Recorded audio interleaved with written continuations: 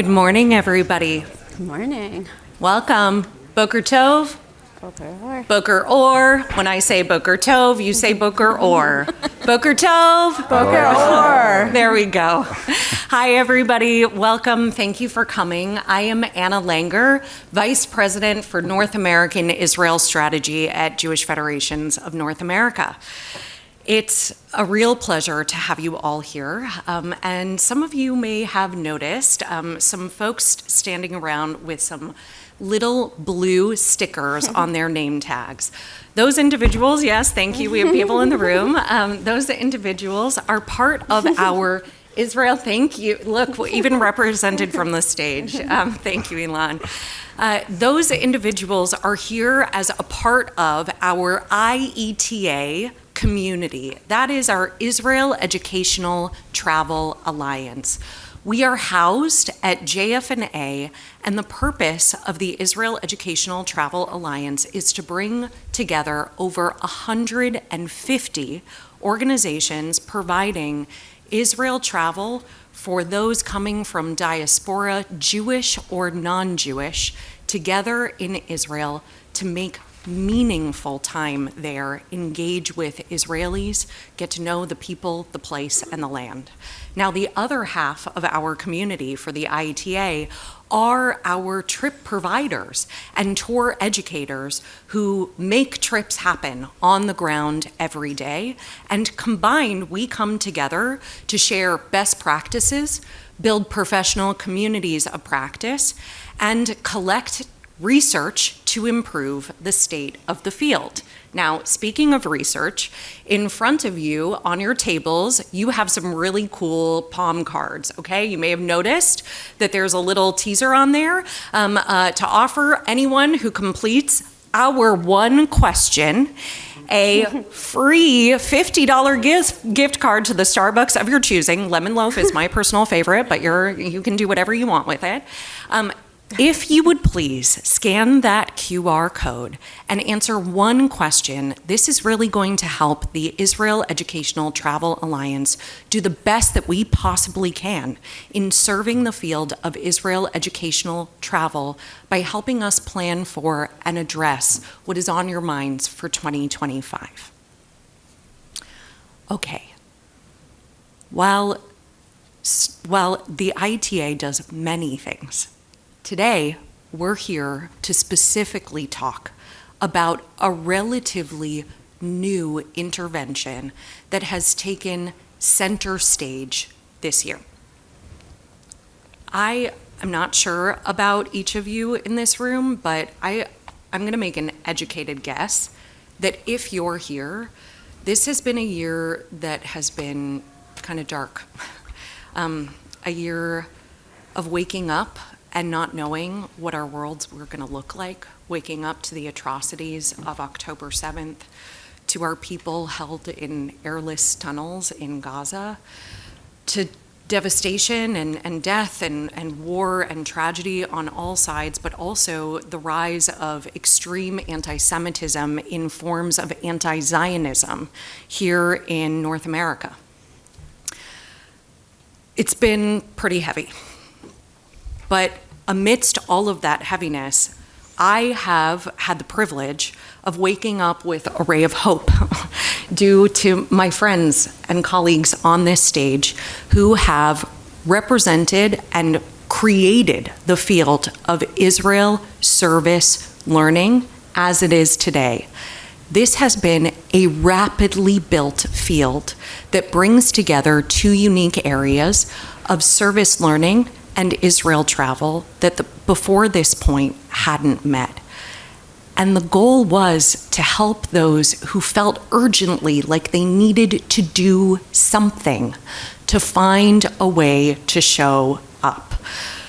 I've been a Jewish communal professional for longer years than I would like to count, so I know that whatever I say is much less important than what participants say. So excuse me for a minute while we dim the lights, and you can hear directly from some of the participants who were changed by their Israel service learning journeys this year.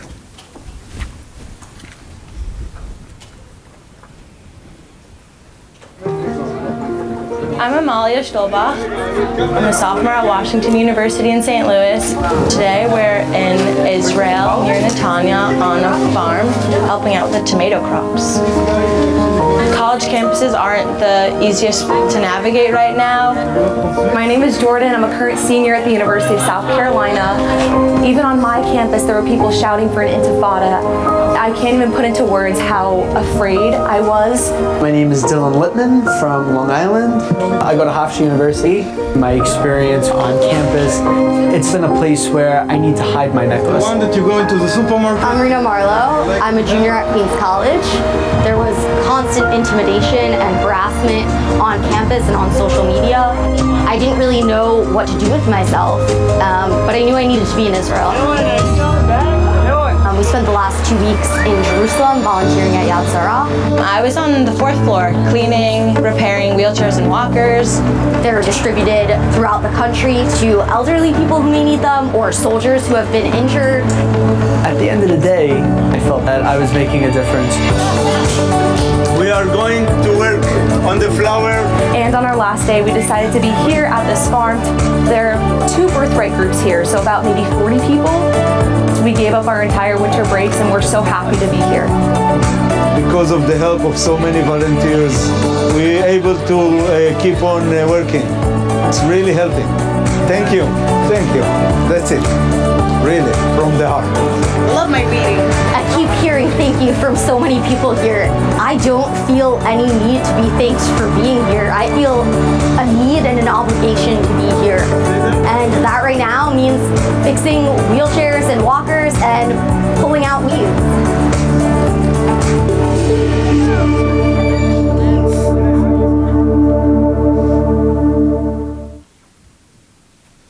That's it, guys. That's hope. Okay, that's hope. That's what we can do when we come together in Israel to build our future together. The people who are on this stage are experts in how to do this work and have taken over 10,000 people this year to Israel to do meaningful service learning. They are here now to share their emerging best practices, the basis on which they built incredible interventions out of nothing and have drawn together both North Americans and Israelis in rebuilding what will be our shared future in Israel. It's my privilege to introduce you to my colleagues on the stage. Moderating today is Dr. Sarah Abramson, Executive Vice President of Strategy and Impact at CJP. On our panel are Dana Talmi, Executive Director of Yahel, Ilan Wagner, Vice President of Onward and Volunteering at Birthright Israel, and Cindy Greenberg, President and CEO of Repair the World. The floor is yours. Thank you, thank you. Let's do, oh, yes, applause is definitely allowed, thank you. I love that. I just want to mention that as Anna is exiting the stage, I think Anna's on month 5 maybe of her, month two. So a huge round of applause for Anna for putting this together and having the vision for this. Anna mentioned this, but this really is a ray of light and hope. And I just want to start by saying I just watched our panelists watch the video, in particular Cindy. And if you ever think that this is about something intellectual or theoretical, these are the folks that have put together the puzzle pieces, but about people's lives. And Cindy, watching your face watch the video reminds me how important it is that each of you have this in your heart, in your soul, in your neshama. And I think we're going to hear that today. So I want to invite each of you to answer from your professional seat, but also from your seat as a human being in this very heavy, dark moment. So hopefully we'll hear head and heart, professional and personal, as we begin this. So I think it's only fitting to start with Donna here. And as I understand it, Donna, you've been doing this work for over 20 years. So even though this is a particular moment, we have people like Donna who have been dedicating their life to bringing together impact, learning, service, and volunteerism. I'd love for you to help us understand how this past year has reaffirmed Yahel's model, challenged what you held to be true for 2 decades of this work, and helped you to reimagine what might be true for you going forward. Sure, thank you. First of all, thank you for having me here and for this panel. I think it's really important and a really important question that you ask. I'll take a step back and just say a couple of words about Yahel if people don't know it. So, and you're right that I've been in this work for over 20 years, but I actually started not in Israel. I started with American Jewish World Service and ran service learning programs with them to the developing world. And after doing that and being very inspired by that as a mode of education, I started Yahel. Never thought I would start an organization, but it kind of just happened. And that was 15 years ago. And I started Yahel because I really believe in volunteering. I believe that it's an excellent educational tool. I believe it's a resiliency building tool. I believe it's a community building tool. And so for the past 15 years, we've been bringing people for a variety of different programs, from a 9-month fellowship to academic programs to short things to one-off things, the gamut. And the core of all of these programs is really the belief that it's a wonderful way to engage with Israel. It's a different way of engaging with Israel. And when it's done right, it can be incredibly helpful to community members and to organizations. So to your questions, I think in many ways this past year has affirmed many of the things. Particularly, I think I've learned more and more how much of a resiliency building tool volunteering is. And when I talk about resiliency, it's both for the communities we work with, but very much from the volunteers. I think Ilan can agree with me that the volunteers that have come this past year are very much doing this because they need it. And I don't know how many of you know, but in the beginning of the war, in terms of Israelis, about 1 out of every 2 Israelis was volunteering. That's on top of people going to reserve duty. That's a lot. And that's not by chance. It's because we needed it. This moment happened to us, and we were so helpless. And volunteering service gives you a sense of agency. You can do something. You can be actively doing something. And the same is happening for people who are coming from abroad. I think particularly everything that's happening around the world, I've heard so many volunteers saying, I needed to step out of the social media conversation and actually do something, or people who just had a very hard time, felt very betrayed by their surroundings, and coming to Israel was a way for them to build their confidence back. So I think that was very much reaffirmed. And then I think in terms of, things that have, I would say, crystallized more than changed. One is, first of all, the scale. I mean, we had to grow our operations tremendously. There might be less people coming to Israel, but everyone that comes to Israel wants to volunteer. And now the question is, how do you do that right? And that's something that I care about deeply. How do we really make it effective? And so we kind of changed the model of our work. And the second thing is that I think we really need to, particularly in this moment, we need to do this work with a lot of care, and we need to do this carefully because we have an opportunity. We have a tremendous opportunity to engage people with Israel in a different way, to have them be less spectators and more partners in rebuilding Israel right now. And it's an incredible moment, and I think we really need to kind of pull everyone together and make sure that we're doing it as best as we can, that this resource that we're bringing to Israel is utilized as best as possible, that the follow-up when they come back is done as best as possible. So it's more around those things. Thank you. And I think for the arc of our conversation, we're really going to start by getting to know the why and the what. And as we journey together, we're also going to get down to the how. So for those of you who are thinking about what this might look like in your community, all of the questions that Donna just asked, we're going to attempt to answer. It's funny that you mentioned this community building and the wanting to do something, because Cindy, when I engage with anyone who's gone through repair, usually they'll tell me, I found repair because I wanted to do something. I wanted to understand why I'm doing it.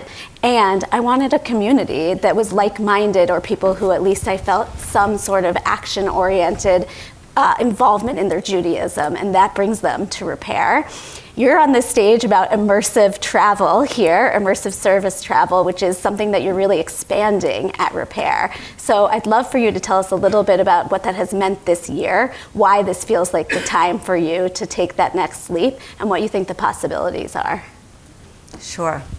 I'll say it's amazing to be here. First of all, in this room, I'm looking around and I see so many of you who are huge champions, both of the Jewish service movement in America and also of the work that our colleagues are doing in Israel. So, just amazing to be in community and conversation with all of you, and especially an honor to be with Donna and Ilan. If you want to really know my why, it's Donna and Ilan. So Ilan, you should know, was my shaliach when I was a college student, and really inspired in me a deep commitment to Israel. And Donna is, she's the master of all things, service, and has really supported me on a journey to really understanding how to integrate my deep commitment to service with my deep love for Israel. So grateful for my teachers. Repair hasn't done, I would just want to be honest, we are the Jewish service movement in America. Most of our focus in the last decade has been on connecting Jewish Americans and our neighbors to meaningful service opportunities in America. And that's been a lot of work and enough, and we've really built a very robust Jewish service movement focused on pressing local needs in America. I think we've had some, done some work in Israel previously, and obviously have deep relationships with communities there. But it became very clear to me after October 7th that we have an unprecedented. This is really the main thing I want you to hear from me. I believe we have an unprecedented opportunity right now to send tens of thousands, hundreds of thousands of Jews from around the world to volunteer in Israel. And if we collaborate, if we invest in this, and if we get it right, it has the potential to both change global Jewish community and to meet real needs in Israel. So we always talk about service as having three primary impacts. One piece is, of course, it meets pressing needs in the community when done carefully and sensitively, as Donna has outlined. We know that it also changes the participants, right? It can instill in them a deep commitment to Jewish life, to Israel, to service as a Jewish practice. And it also has the potential to build bridges across lines of difference. And what better way to bring Israelis and American and diaspora Jews together than through meaningful work together. And I would say in this moment, there's also a fourth outcome that service can really make, which is hopefulness, right? We're at a time where the Jewish community and our Jewish young people need to feel positivity, need to feel a sense of connection and hope. And I don't know how many of you have volunteered in Israel since October 7th? Yeah. How did it make you feel? So good, right? So I think it has the potential to really transform us, and I hope our conversation will evolve to talk about what all of us in the room can do to support something much bigger than what any one organization can do on our own. And that's really why I got Repair involved. We're not experts in Israel travel. Donna and Ilan are incredible, and many other organizations. I see Momentum and others in the room who are doing great service work in Israel. But I think what we have to add is energy. We have an audience, right? We have more than 100,000 young people who volunteer with Repair the World every year, who we want to get to volunteer in Israel as well. And we also have the potential to help support follow-up once those people come back from a very meaningful service experience, to help them sustain an ongoing, lifelong commitment, not just to Israel, but also to service. So I'd love, Ilan, if you could just pick up on Cindy's... You love Ilan? That's great. Well, I do love Ilan. I love you too, That's the theme. Thank you so much. This is what it's all about right here. I'd love you to continue to pick up on this thread that Cindy just mentioned. If we think about birthright and onward, we think about words like transformational, just coming back with a totally zealous, devotion to the people that you were with, to the country, to your experience. And Cindy is really referencing that, yes, it's obviously critical when done right what happens on the ground, but this is potentially a moment for all of us to recognize that we might be at the beginning of a movement. So if you could take a step back from the birthright onward point of view and help expand on Cindy's point, what opportunities do you see for Jewish engagement and service engagement more broadly? Great, thank you. And I do love you. All love And I'm not mad at Cindy for revealing my true age and life experience, but that sounds so great. So it is great to be here. Thank you. This has been, for us at Birthright, I think a transformative year in thinking of the ways and developing the ways for people to continue to see Israel travel as an essential part of who they are. When we started the volunteer initiative, I don't think we knew if it would be successful. Honestly, for years in the context of Onward, we've thought about ways of bringing people to volunteer in Israel and haven't been successful. Something definitely changed after October 7th, opened up a new set of possibilities. And what we saw in this initiative, through which we've had about 7,600 people volunteer since November, and we expect about 10,000 more in the coming year, we saw that the idea of volunteering in Israel speaks to someone in a way that the previous opportunities didn't. Volunteering in Israel today. And I think it's because people see it as a way of giving expression to their desire to help, to connect, their love, their worry, their need to be empowered. You spoke about that, Donna. And through meeting hundreds of volunteers on the ground, I really saw the different kind of mode of travel or mode of engagement that the volunteer program was awakening in people. And there are, people get different things from Israel travel. You come to learn, you come to build your resume, you come to discover your Jewish identity, you come to discover the country. In volunteering, people are coming, I think, to build themselves through rebuilding others. And it's incredibly powerful. So it opens up, as you said in your questions, there are a lot of possibilities. That's one of the things I'm most intrigued about now, is how do we use this surge in interest in volunteering in Israel as a bridge to the Jewish community of tomorrow. And I'll speak a little bit in generalizations, and I might miss the mark a little bit, but I think that what has been interesting in this round of people coming, the motivations for people to do service in Israel, I think are motivations essentially of Zionism and of love for Israel, and not necessarily the motivation of service. And I know there are lots of people in the Jewish world for whom service is their way of expressing their Jewish identity. I'll call that the Tikkun Olam community. And I think that because of so many people who are not connected to Tikkun Olam previously have come to volunteer in Israel out of motivations of Zionism and love of Israel and caring for Israel, they are now being exposed to the world of service. And that creates, I think, a potential bridge which has repercussions or possibilities, if we think about it, for the wider community. Because these are often two different camps in the Jewish world. Those who connect to their Jewishness through Israel or feeling connected to their Jewishness, and those who connect to their Jewishness by feeling connected to the wider world, and a universal sense of my Jewishness is to do good in the world.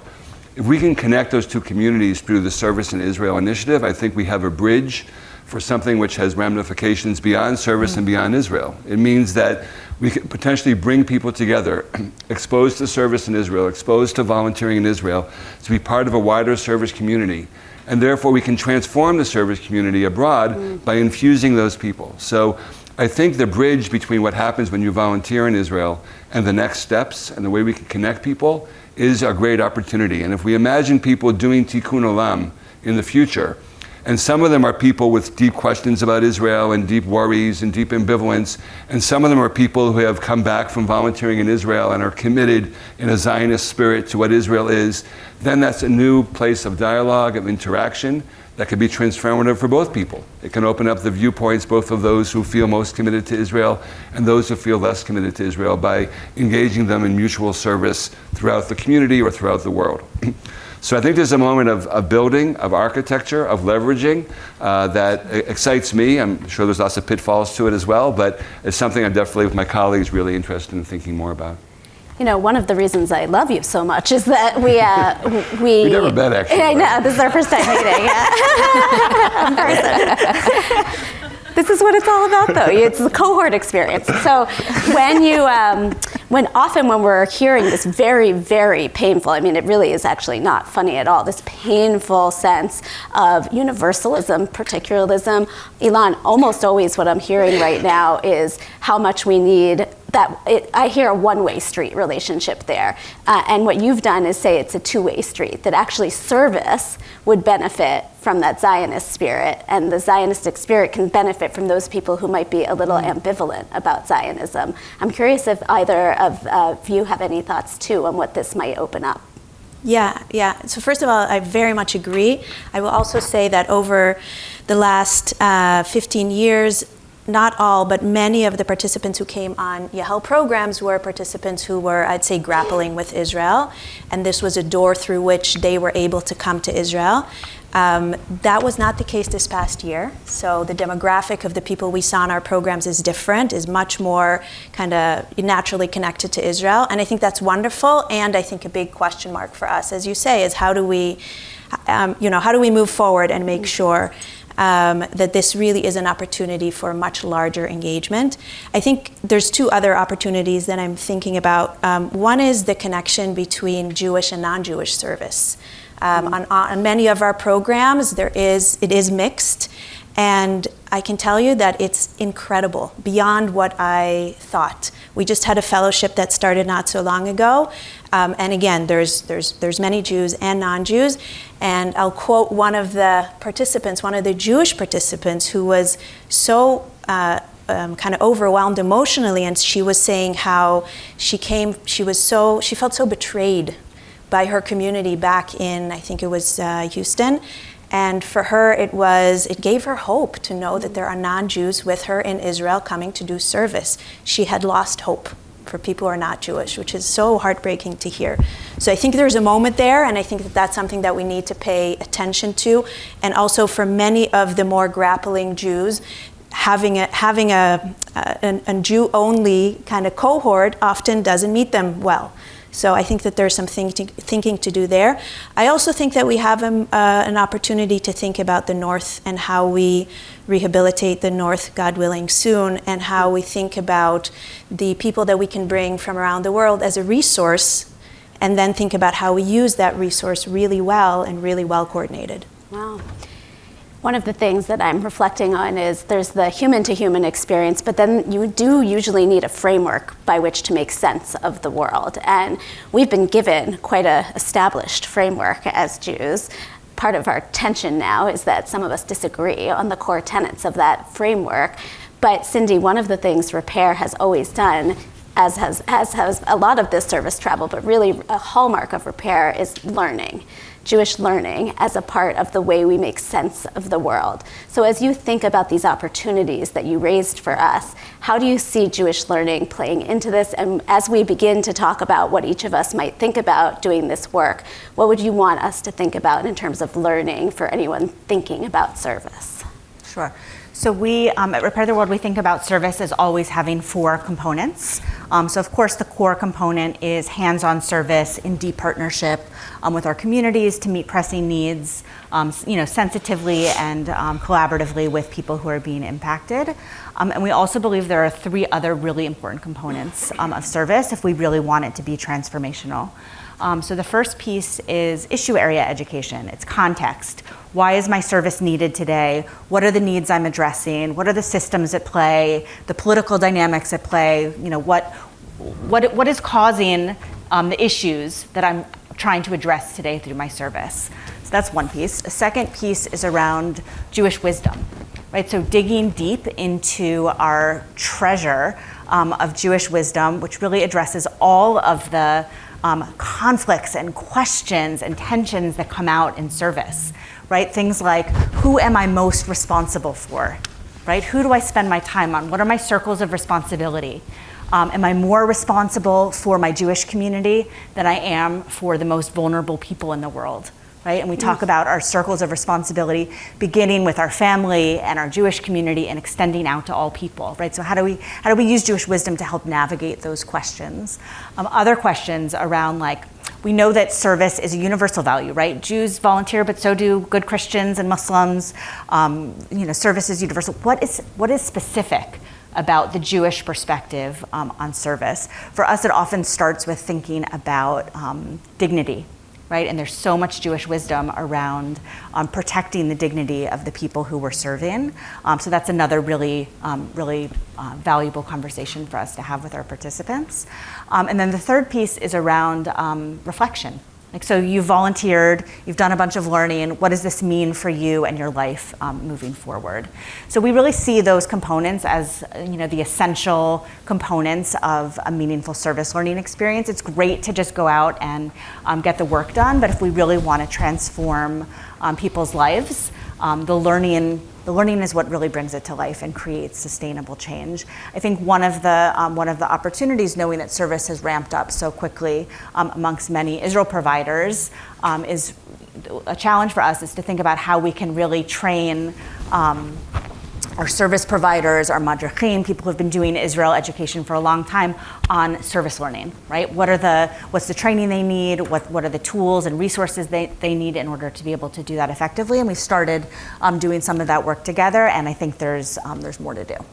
This is an art and a science, and it's really important to remember the different circles of wisdom that we need too as people who might be interested in this.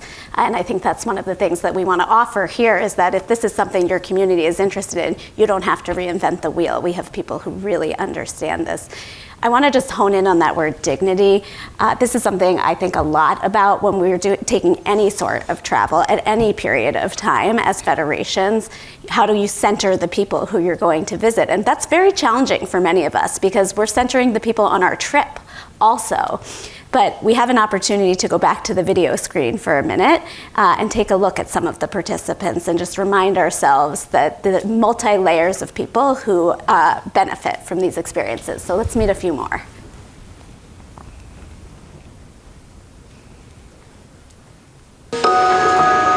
After October 7th, I felt a lot of emotion, feeling that helplessness being across an ocean that weighed pretty heavily on my mind. So when I saw just a random ad to do volunteer work, I decided why not. My world became a lot smaller since October 7th. I was feeling so alone in LA. And then I saw a volunteer opportunity and I was like, I just gotta go. On behalf of Birthright Israel, I'd like to welcome you to Israel for this program. Some 800,000 people have been on Birthright over the years. When the war broke on October 7th, these were the people who are being most affected by this situation in Israel abroad. These people really want to do something. To start with, how does this program meet you? What are you looking for? Why are you here? Good. Right now has never been a better time because my husband's good, he can watch the kids, and they said, please go. So here I am, and it's my first time in Israel, and I cried when we landed. The Birthright Israel Onward Volunteer in Israel initiative gives young Jews from around the world a chance to provide physical and emotional and psychological support to the people and the country of Israel at a time of great need. So thank you very much for coming to help us. I was feeling a lot of anguish. Like thoughts and prayers are great, but I feel action, especially in times like this, is also very important. The fields are empty, the workers are gone, but if people picking avocados buckets and buckets each day, it's making an impact. One by one, when you finish the line, the next line. I never dreamed people from abroad, they will come here especially to help us. And sometimes when I stand and I see them, tears come to my eyes and it gives me strength to keep on. Thank you again, everyone, and we hope peace will come soon.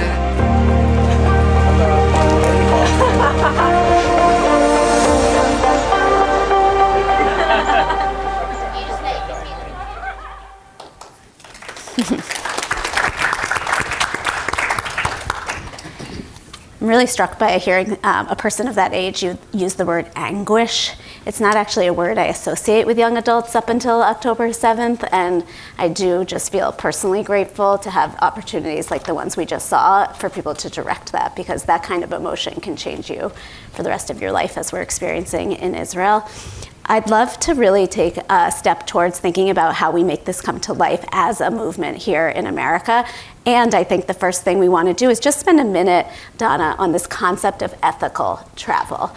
You know, one of the things that's important in that video is that it wasn't just the participants speaking. You saw people who seemed to be expressing tremendous gratitude for the support and help. You've been thinking about this for a while. You didn't just begin to think about ethical travel on October 7th. What have you learned over the years, and what would you want to make sure people who are interested in this know to do from day one? Great. So I'll start and say that, it's this running service programs, it's not rocket science. And at the same time, I think we need to be careful and think about the different steps that are a part of it. And many people in the American Jewish community in particular have been coming to Israel in many different ways, on tour programs, on missions and whatnot.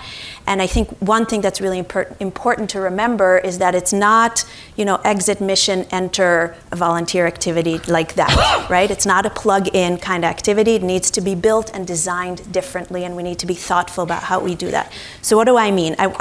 This is going to be mamash on one foot, but I'm going to talk a little bit about just like general, anytime, disregard, I think things that Repair the World talks about a lot, and then kind of also tailor it a bit to, after October 7th.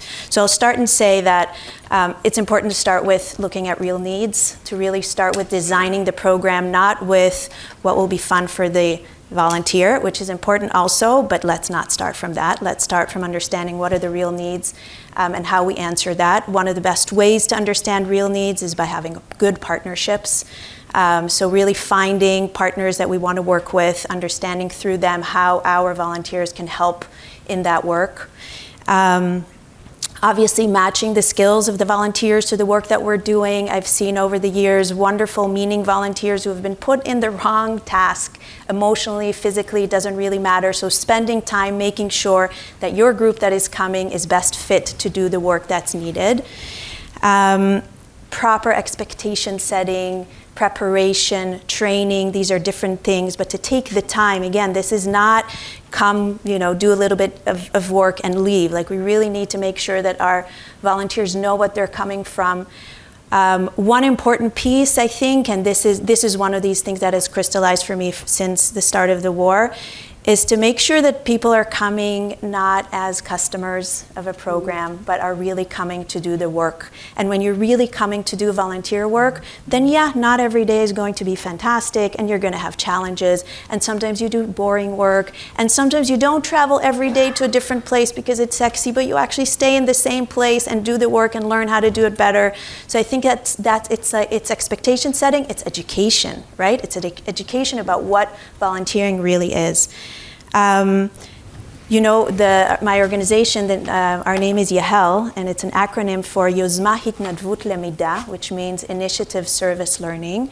And so initiative is a big piece of what I believe has to be a part of volunteering, no matter how short or long the program is, figuring out how the volunteers can be active participants and not passive in what they do. And in any volunteer opportunity, there are ways to take initiatives and to step up. Otherwise, there's a dissonance between calling people for action and then making them into passive volunteers. And then what Cindy talked about, the learning, it's exactly that, making sure that each one of these programs has 3 components of learning: contextual learning, values-based learning, or Jewish learning. I often say values-based because we work with Jews and non-Jews, and it doesn't matter. It's the kishka of why we do the work, and reflection. So that's kind of mamash the on one foot. And I would add to that, after October 7th, a few things that came to mind. One is to really be sensitive to changing needs. What we needed in November, December, January from last year is not what the country needs right now. And we can't keep advertising the same kinds of programs. We need to adjust, and we need to really answer needs. We also need to think about the time spent doing volunteering. I really believe that all types of programs are valuable right now, but let's also think that from the community perspective, the longer people come, the better. And I know that not everyone can take off 2 months or a year, but there must be more than what is coming now. And I know from our communities that that's what they want. They want people to come and work with youth at risk for several weeks or months. They want them to spend time with people. So much of the need right now in Israel is societal needs, right? So I think that that's something we need to pay attention to. And then I guess what I said before, just really shifting the way we look at these programs from a client who's coming to, a program that has the focus on him or her, to a program that really looks at what are the needs and has that as an important core of the work. So one of the things that we've learned at CJP as we've been running our $60 million Israel Emergency Fund is that there's an incredible amount of research now actually demonstrating that the significant impact of long-term volunteerism on mental health, there's an extreme correlation between the length of time a volunteer will spend, be they a professional volunteer or someone coming on a trip like this, and the mental health of those people who are then impacted. Because to parachute in and parachute out is nice and helpful, but it's not transformational. So Cindy, I'd love for you to also reflect, if Donna's been doing this for many years and Repair's been doing the service here in America, as you think about what's next for Repair, how are you thinking about this moment? How are you thinking about what those core set circles of Repair and what they might look like in the next phase of work for you? I think we're going to approach it the way we approach service, which is to do deep listening for the people who are actually leading the work. Donna and I spent a week in Israel talking to various service leaders, and I think one of the things I really took away is that we have to be really sensitive about the way we show up. It seems to me there's a few opportunities where we can be really helpful. One is around recruitment. And Ilan, I was really intrigued by what you said about the opportunity to bring our universalists to come serve alongside, those who are coming now who are more sort of Israel focused. And I have a lot of questions actually about what it would take to run a campaign to get our sort of like less Israel focused Tikkun Olam, to oversimplify, what would it take to get our Repair the World participants or Tikkun Olam Jews to come and volunteer in Israel in this moment? I think that's something we need to do some collective thinking about. It feels like the right play if we want more young Universalist Jews to be connected to Israel in a deep way. This is the way to do it, right? It's to connect them with service opportunities in Israel. We know that the research shows that a more like complex and nuanced Israel education is the way to connect young people. And I think meeting the service leaders who Donna works with day in and day out, is the inspiration to connect these young people to Israel, to find sort of like-minded Israelis who see issues in Israeli society and are working every day to address them. That connection is so important and valuable. So recruitment is one. I think the training piece, which I mentioned, and then the follow-up piece, right? So how do we sustain the energy that these returning volunteers have, and empower them to continue to volunteer, and hopefully also engage their peers in meaningful service in their communities once they return. And it's such a dynamic time to be doing all of this in. I have such incredible respect for anyone who does this work day in and day out, but particularly for the three of you, to the point of what Israel needed yesterday is not what Israel's going to need tomorrow. I think it's very inspirational and motivational to think about what these trips can do for all of us and for the communities they serve. But Ilan, as you know well, we are not out of this war. There is still an incredible amount of pain. The future looks different for Israel than it did on October 6, 2023. When you think about your own work, your own life in Israel, for those who are thinking about embarking on this work, what feels important for Israel and for Israelis now, and to the extent that you can project into the future, what do you think folks should be keeping an eye on this year as they begin this work? So the first thing is I have no idea. But anyway, but thinking about what it might look like. I think there's some core values here that remain true in changing times. The ability to create human connection, the ability to provide meaning for people, which means it's meaningful for me as I come to volunteer, and it's meaningful for me as I receive volunteerism, and the ability to be flexible in the structure of a program that could adjust to whatever is going to come down the pike. So those remain true. That's the North Star. I think there is an emerging moment of thinking more about the Israel of tomorrow than we were able to think about a year ago.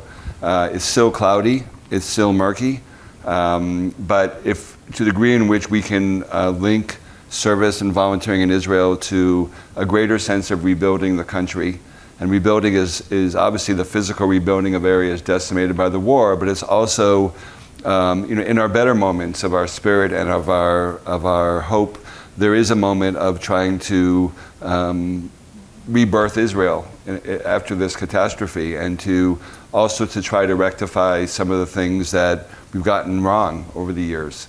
So if we can gather together in a moment of rededicating ourselves to a new future, which is really the only human response to tragedy, but it's a hard one to get to. But we all know the only way to respond to tragedy is to believe in the future. Then I think we can think of the ways in which volunteers are part of that effort. I think that there is, for something that Donna spoke about before, but from a little different direction, and maybe an opportunity for service too, which is that Israel, as we know, is a quarter non-Jewish. The way in which we coexist in Israel and live together in the face of the axis of evil and the changing Middle East, there has to be a path forward for how Israeli Jews and Israeli Arabs coexist in the future, and those are service opportunities as well. And thinking about, Cindy, your question, I mean, potentially creating opportunities to help non-Jewish population in Israel is a service opportunity that Tikkun Olam or more universalistic Jews could look for. And so we really have to put on a rebuilding cap. We have to think about a moving forward cap. It's hard, and I'm not always there, and there's days when you feel like we're just still stuck in this and we'll be stuck in it. And that's why I don't know, actually. But again, hope will prevail, as everyone says, and I believe that, and that's what keeps us going. I think one of the things that we all can do is just take one day at a time and one step at a time. Yep. So I have 2 more questions, and then we'll open up for folks who are thinking about this work. But I'd love to just get as practical as possible. Start with Donna, and then for everyone. If you were going to do 1 or 2 things as a federation or a community interested in integrating service learning into your work, how would you start? What would you do this week, next month, this year? Only 2 things. They get only 2. You can sneak in a third if you're quick. I would say, first of all, understand what need you want to address. And, do your research. Look at what the issues are, or what the communities are, or what you think your constituencies will connect to, and start from that. I would say the second thing is, once you have your group formed, prepare them really well. Really set the stage. And the third thing I will sneak in there is build the itinerary in a way where you make time for the learning and the processing. I think sometimes in what I've seen over the past year, and I understand there's so much to do in Israel, but a lot of groups come, do volunteer work, and then go to meet with a speaker. There's no connection there. It's a missed opportunity. Service is the activity that you can learn from, and so much, and you have to reflect on the service, and you have to give the context of the service, and sometimes to speak to a local partner a Chabad rabbi who runs a soup kitchen in Ofakim is going to move people to the core, and that's all you need, so to really kind of make room for that very immersive, very on the ground learning exchange.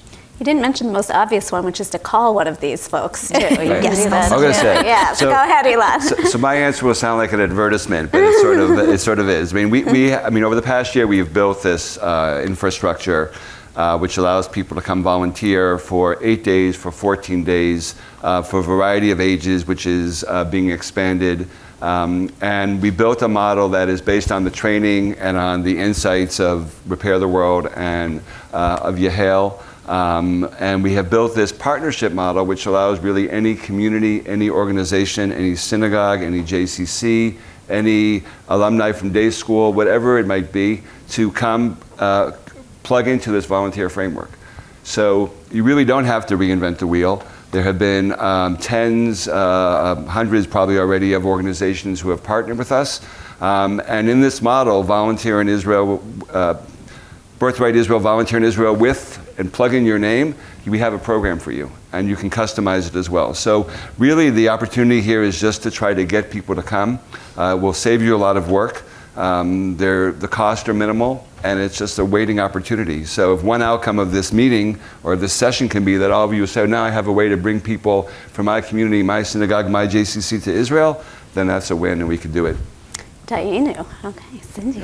I mean, I would just add one thing, which is that as you are not hesitating and calling Donna and Ilan and planning your trip, to also remember for those of you who have who have the ability through your federation connections to actually support the infrastructure for service in Israel, to do that as well. So to make sure that you're continuing to support Birthright in your community. I think Yahel, I hope that we'll all make more investment in Yahel and build out their infrastructure further so that they can continue to identify really meaningful opportunities for all of these groups to volunteer. So show up and volunteer, and also make sure your communities continue to support the infrastructure for service in Israel. Cindy, this is a room of people looking for chief development officers, and you just approved your worth here. You got to be careful. So we started by just reminding ourselves that we're talking about something, travel and service, but we're talking about real people. We met a few of them on the video, and all of you are real people. And like all Jewish communal professionals, particularly those of you living in Israel, first of all, we can't express our gratitude enough, but we also can't even begin to describe for all of us what it has taken this year. Can you leave us with one inspiring anecdote or story of something you've personally experienced either yourself or through this work this past year? And then we'll open up for questions. So many stories, but I actually want to take you to Haifa. We have friends from CJP here with whom we've done great work in Haifa. This past year, we started doing very different work in Haifa. We started working with new immigrants. And we found that it was very surprising to me, because what happened after October 7th was that everyone wanted to volunteer, but the Olim didn't know how. You go into an Israeli WhatsApp group, if you're not fluent in Israel, you don't know where to go. And so they started coming to us, and we, in the first few weeks of the war, we engaged between 20 and 200 volunteers every week. And it turned into a program where we work with new immigrants who don't want to receive anymore. They want to give. And it was just very meaningful to see how what they are looking for is to be a part of Israel, to be an active part of Israel. And the way that they can do that is through volunteering. So wow, it's such a powerful reminder that part of what is so special for me about Judaism is this idea of a tzedakah box that you take when you need and you give when you can, and it's just a box, and everybody has a relationship to that, and you never know when you're going to be the giver or the receiver. If the war taught us nothing, people who didn't expect to be on the receiving end had to take that role on, and we're all having to shift those hats. It's very meaningful. Okay. So the story I thought of, links this idea of giving, receiving, and the personal and professional you spoke about before. So my son was in reserves in Gaza for 4 months over the winter, and they take their phones when you go in. So I would speak to him sporadically, but at one point when he got out after a couple of weeks, he told me this story that he, in the middle, I think it was in Khan Yunis where they were, they all of a sudden had a break, and this packages arrived of food that had been prepared by volunteers, and the food on the packages had a little note, and it said, "We're from Birthright Volunteer Program, wanted you to have a good meal." And he was like showing his guys on his like, "That's my father." So it all just sort of came together, and I felt like that is, that's it. He felt the Jewish people at that moment and had a good meal, and I felt like what we were doing was important for the soldier. It just was great. So, wow, incredible. I went to watch Donna actually facilitate a bus of Birthright students volunteering at a farm that actually does rehabilitation for IDF veterans with post-traumatic stress disorder. And it was a big bus. It was like 50 volunteers. First of all, the volunteers were amazing. Talking to them and hearing their energy around being in Israel was just so inspiring to me. The weeding was hard. I definitely left that day sore. Three little snippets from that day. One is a volunteer said to me that this is the most meaningful thing that she's done in her life. And I asked her if she was taking time away from work or how that was working, and she said to me it would be social suicide for me to tell anyone at work what I was doing. And so just the dichotomy between those two ideas. A second piece is that the farm is actually run by this giant of Jewish service near Lahav, who has brought Jews from around the world to volunteer in the developing world, is now focusing his energy in Israel. And I watched him watch the volunteers, and I saw he was so moved. He's like, they're here, they're volunteering here on my farm. Right? And they're working really hard, he said, which also meant a lot to me. And then the third piece is that it started to rain, and it was the first rain of the season, and Israelis love the first rain of the season. And it wasn't like a drizzle, it was like a pouring rain. And I saw some of the volunteers and some of the Israeli farmers just go out into the pouring rain and kind of feel the water wash on them. And I just felt oh my gosh, Yeh Tov, they're together experiencing this moment of tremendous joy. So.